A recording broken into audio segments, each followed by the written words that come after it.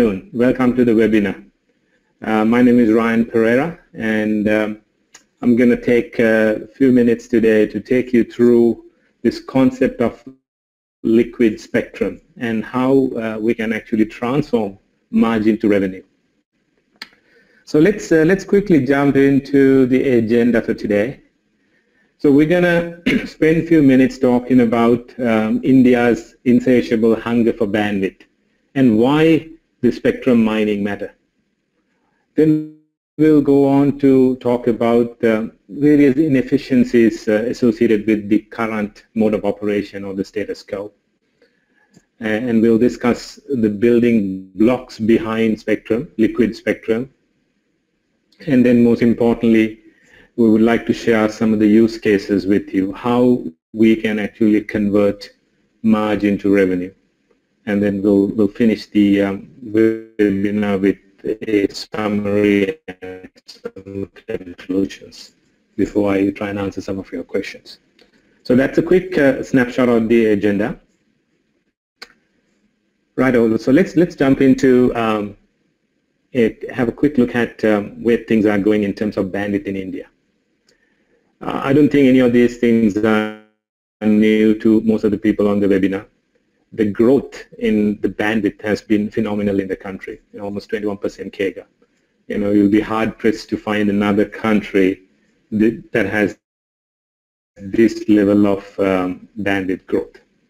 If you look further, you reach 3% of the band is actually occupied by video. As and when we get 4K video, 8K video, this is going to further increase. So, these are all in exabytes, so you can imagine the amount of capacity the country would generate as we go towards the 17 and 18. And if you further dissect this a little bit, what you see on your right-hand side is an average mobile user data analysis done quite recently. And if you look at Asia Pacific in 2014, the average cellular usage per month has been about 431. And in India, particularly for 3G users, we have already exceeded that average. And it's predicted by 2019, average cellular usage per month will almost increase by 8 times. So I don't think anybody needs any further convincing, how, I guess, phenomenal this capacity growth is going to be. So how is this capacity going to be carried? It'll either have to be carried, it'll be carried by wireless spectrum, from mobile to the base stations, and then once it hits the core networks, it has to be carried by fiber. So one thing fundamental to this thing is the usage of spectrum, whether it is wireless spectrum or the photonic spectrum. Today, what we're going to do is really have a bit of a deep dive into how it's being used or can it be optimized. So this chart number 3, give you a very high level view on how the bandwidth is going to grow and how we need to perhaps look at changing the networks in order to accommodate for this massive growth. Let's go to the next slide. This is a simple diagram of an electromagnetic spectrum. Probably take you back into your college days. You'll see from short waves AM all the way to gamma rays. So what's important to Indian operators? Let's take a closer look. So in this red highlight, what you see is the mobile cellular spectrum. It typically starts from 700 megahertz all the way to 2,300 megahertz. You've probably been, if you're in the telecom industry or not, this has been one of the most talked about things. India happens to be one of the most expensive markets for mobile cellular spectrum. And so this has become the most valuable commodity in the market today. So lots of efforts are being made to maximize the use of the spectrum. The more you utilize, better it is for the operators. Some examples are, if you look at the LTE advanced standards that are coming up, and it actually doubles the spectrum utilization from 15 bps per hertz to 30 bps per hertz. Also, the techniques like carrier aggregation, go on to maximize the spectrum utilization. Even some of the small cell techniques, increase the spectrum utilization. It's commonly known as densification. So the point here is lots of techniques and lots of technologies being developed to take every bit out of that mobile cellular spectrum, which is 700 to 2,300 megahertz range. Now, if you go a little bit towards your left, from megahertz to terahertz, you come across the fiber spectrum, which is around 950 terahertz range. This is the spectrum inside your fiber. And we believe similar level of efforts and optimizations must be done also on the optical spectrum. Why? India also happens to be one of the most expensive places to put fiber. We all know how expensive it is, right-of-ways, the delays, and all these other things associated with laying fiber on the ground. So it is very critical for operators to take every bit out of the optical spectrum. Today, we'll describe more as we go forward. Today, the discussion is around how are we going to make the maximum out of the optical spectrum we have inside fiber. We'll discuss more of that in a minute. Okay, so moving on. Let's take a quick look at the present mode of operation, how we deploy capacities in that optical spectrum. So let's look at a couple of high-level steps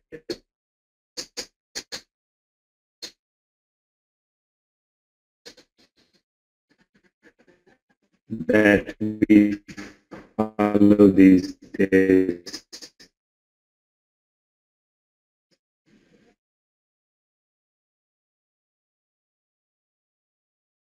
Building. First thing we do is flow. Take into account the end-of-life margins. When you say end-of-life margins, we look at the aging, we look at repair, we look at things like linear noise, non-linear noise, and you design the network end-to-end. Technically, then we do that. And the third step is you decide what sort of a rate you use. You could use 10 gig or 40 gig, or these days, most of the networks are built with 100 gig. So what's really happening is you design the network with 100% allocation till end of life. So this is not quite efficient anymore because you are leaving a lot of excess margins unused because you are reserving margins for end of life. And we all know that you design a network with 10 gig, 40 gig or 100 gig, hardly, few years into that, a new technology comes along or high rate comes along, you end up redesigning the whole network. So in a nutshell, lots of unused spectrum is kept idle in the network. As we talked earlier on, at a time the capacity is growing very fast, the cost pressures, operators really need to find ways to mine that excess spectrum and use that spectrum. So how can that be done? Just imagine if you have the technology where a system automatically looks at, scan your network, scan your fiber network, and look at what is the real-time margin available. And based on the real-time margin available, it automatically sets the transmit capacity. let's say it has a range of rates it can support, say from 100 to 1 terabit. It selects the ideal rate and activate that additional capacity. In a nutshell, this is what we call liquid spectrum. Mining your network for that excess spectrum and convert that excess spectrum into capacity and hopefully monetizing it, which again we'll talk about in a minute. Okay. So let's go a little bit more deeper into how this can be done. Before we go into more technical details, I also like to perhaps quickly run you through a real-life example. This is actually a network between New York and Chicago, about 800 kilometers. In a typical network, you would have fixed wavelengths. In the blue line, what you see is how a capacity would grow as you increase wavelengths, all at 100 gigawave. But if you have the technology to run liquid spectrum capabilities, what you see in these dotted lines is, particularly when the network is partially utilized in its early stages, you have the option to automatically throttle up the capacity line rates to maximize that excess spectrum. So of course it increases, and as the number of wavelengths increase, it ultimately plateaus. So there's definitely a period, particularly when you are starting off, there's definitely a period that you can actually use that excess spectrum to your advantage. And then this is nothing to sneeze at. If you look at this diagram, when you have just 10 wavelengths, you can mine up to 60% more capacity in that link. So a huge monetary advantages can be achieved by using this technology.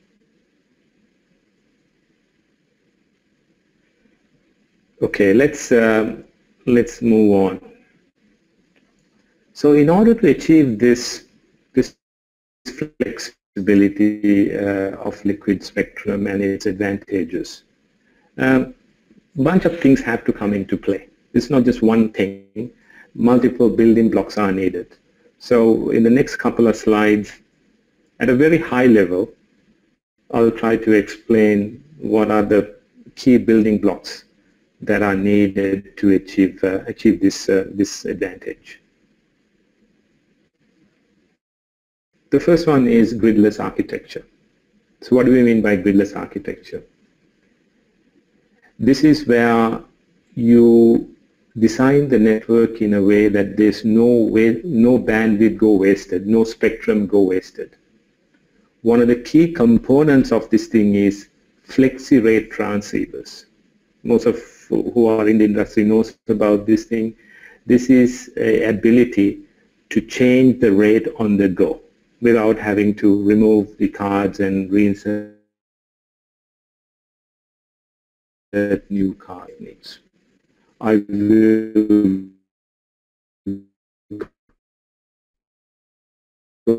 go into that in a little bit.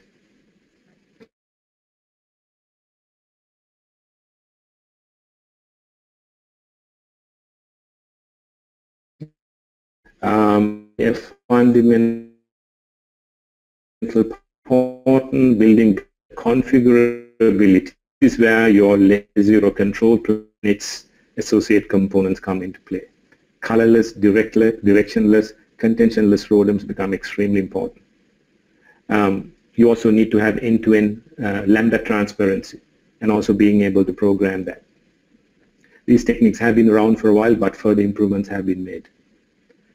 Another key piece is because you are now separating lines from clients, you need to be able to pack your capacity very efficiently. So centralized packet OTN fabrics are very key, and also very high density client traffics will be important. Client cards will be important. Like as we discussed earlier on, suddenly you change your line capacity, you need to have very high density client cards to be able to accommodate some of that added advantage, added upside. Third building block is we call net system margin. This is the system's ability to scan your network, figure out how much excess capacity, how much excess margin is available, and being able to use that. So it's also, jokingly known as Robin Hood method, like stealing from the rich and giving to poor kind of a concept. So this is quite important aspect of building block of the liquid spectrum. Fourth, and arguably one of the most important part of this thing, is instrumentation and control. Because so many things have to work in concert, you need a lot of instrumentation. Being able to scan, monitor, and exactly working out what the dB levels are. And also being able to do all of these things in a software environment. This is where SDN-based management becomes very important. Again, at a very high level, these are the four primary building blocks that you need to achieve this liquid spectrum advantage. I won't be going into too much details on this thing. Again, anybody who wants further details on this thing, we can definitely provide this information. But let me go into the first blocker in a little bit more detail. Flexi rate transceivers, which is quite fundamental to this thing. Okay, in chart number 8, what you see is a very high-level depiction of various coding techniques, which are fundamental to flexible rate transceiver technology. This is a fundamental technology that you have to have in the system so that you can throttle up or down your capacities as per the spectrum availability. Why are we calling it Shannon's law? Those who've forgotten Shannon's law, that's the law that rule that depicts the theoretical maximum rate at which you can transmit digits without errors in a channel that is capacity limited in the presence of noise, right? So let me try to explain why Shannon law. With the invention of various modulation techniques, we are almost touching the Shannon limit. Over the last several years, in fact, in the case of Ciena, we have been developing these variable rate transceivers, and as you go forward, we try and bring more and more capabilities into it. We started with WaveLogic 1 stream now. Just to give you an example, WaveLogic 3 today can support a whole range of coding techniques. 8D to QAM, QPSK, BPSK, 16 QAM, all in a single chip, and you can change them on the fly. And in addition to that, we also have lots of other compensation techniques built into it.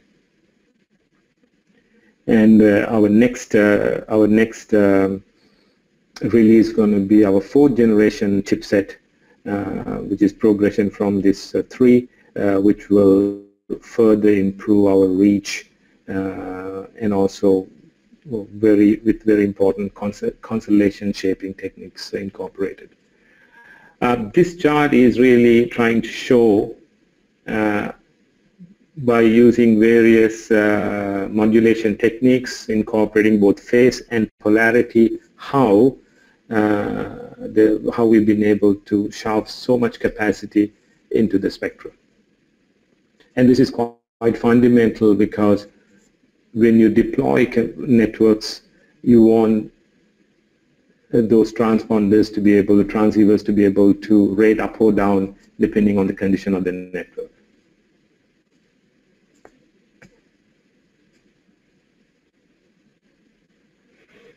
As I mentioned earlier on, in order to make everything flow smoothly, you need lots of software control. So that's where soft SDN-based controlling and orchestration becomes very key, because you are layer 1, layer 2, multiple layers. So this whole orchestration becomes quite fundamental. So we are doing this with the help of the recent acquisition we had through Blue Planet. This becomes quite fundamental because of multi-layers involved in this network.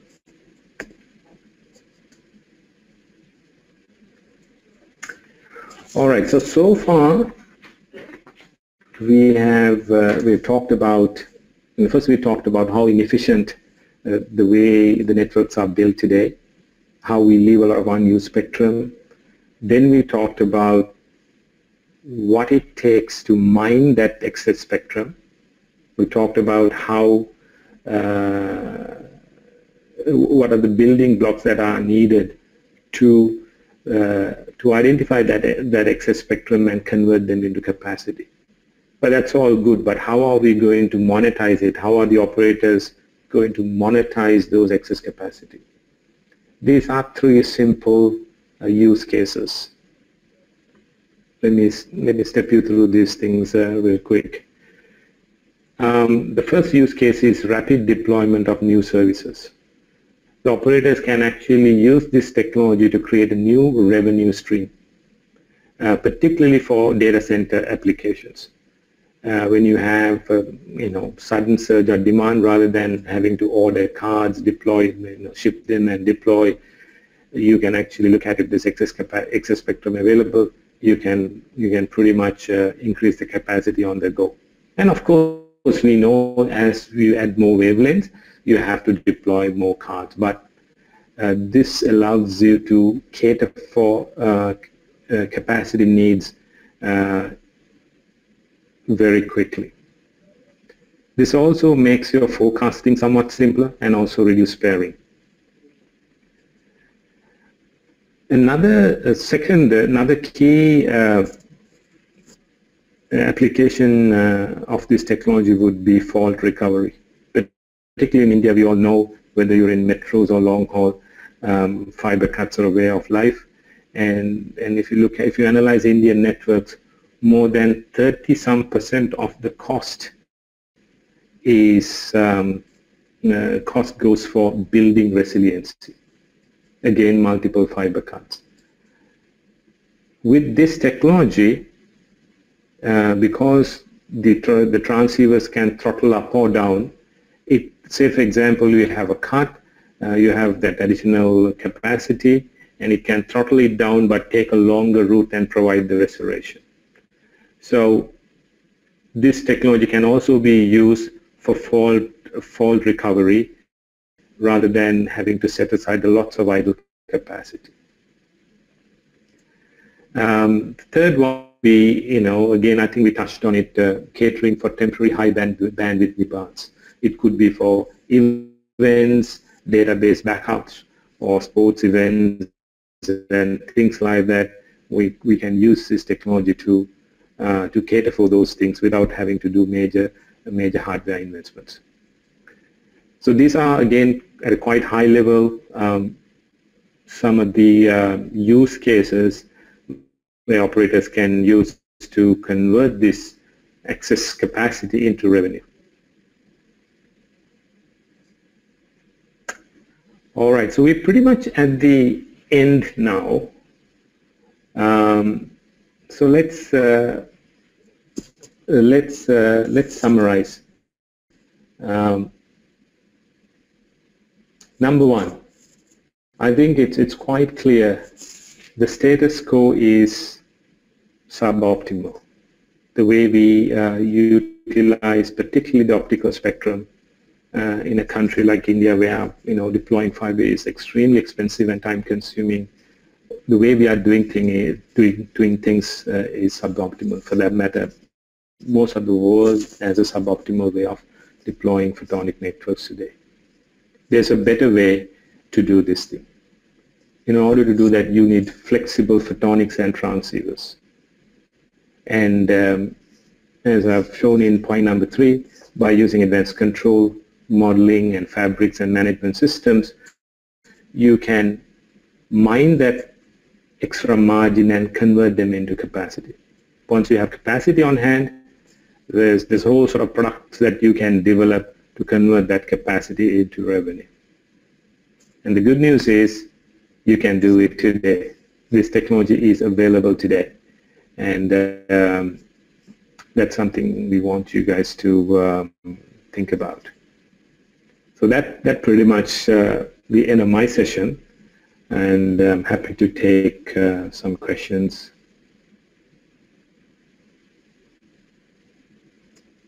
E.T., over to you.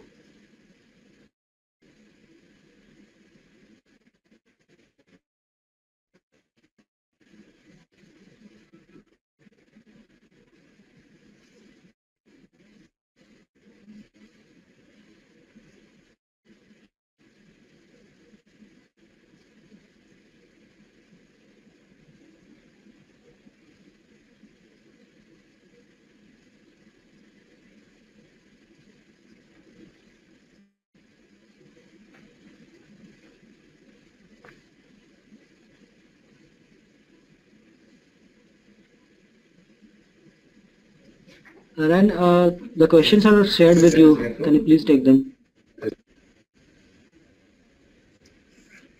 Okay, let me have a look.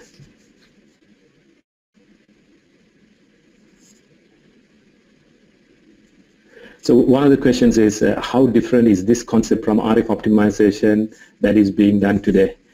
Actually, it's a good question. In fact, most of the things that we are doing in this terahertz space have already been done in RF space, because we of course doing at a much higher frequency. Things like, let me start off with modulated techniques, BPSK, QPSK. These things have been done in RF many years ago. Now they're being implemented in optics or in the terahertz space. So you're right. Similarly, these kinds of spectrum mining is already being done in RF, and this is being implemented in the terahertz range right now.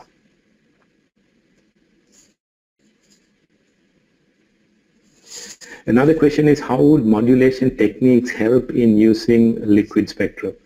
Well, when you have transceivers, and I said transceivers, transport, transmit, and receive units, that support a flurry of modulation techniques, which will have different reaches and capacities, and then you have the ability to change on the available margin. So modulation techniques are extremely important in the way you can make the best use of this technology.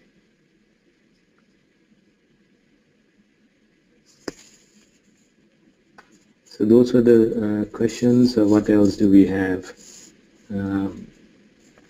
Is it available today? Yes, we are actually deploying this thing in various parts of the world, and this is something.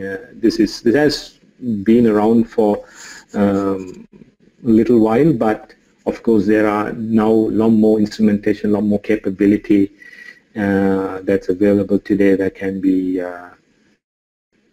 used, particularly in an environment like India.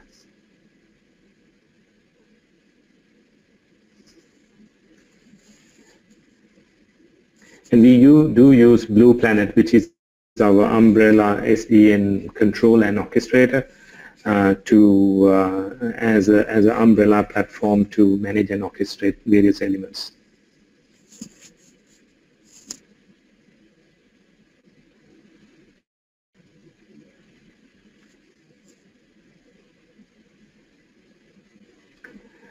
Another question, where has this been implemented? So this has been done in North America, some of the Asian countries. We are at early stages of trials in India as well. So a good thing is most of our operators in India have already deployed many components of this thing already. Most of the deployments, for example, we have in India, the transponders are configured, making it more agile and make the full use of full use of the liquid spectrum concept is quite straightforward because most of the investments have already been made with these capabilities in the case of our deployments here.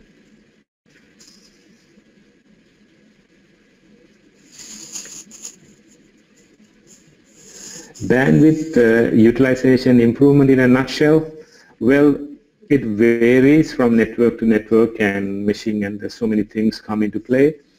But for a very simple, I think it was in one of the charts earlier on, for a very simple linear network, let's say if you look at that Chicago-New York link, when you're in 10 waves, you could have about 60% more capacity that you can mine. But this varies. This will vary from type of fiber and fiber conditions and so on.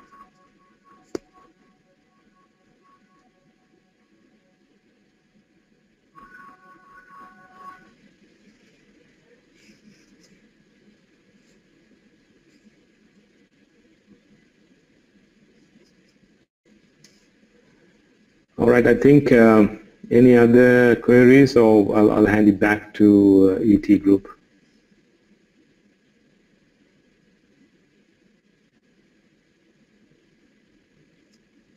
A couple of other questions are already shared with you. Yeah, the questions like how much will it cost to implement? Again, it's not a straightforward answer. You got to look at the networks, and yeah, it's not something a simple, straightforward answer.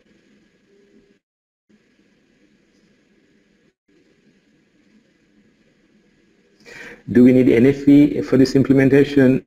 Not really. You do need the SDN type software controlling, but NFV not really applicable in this case.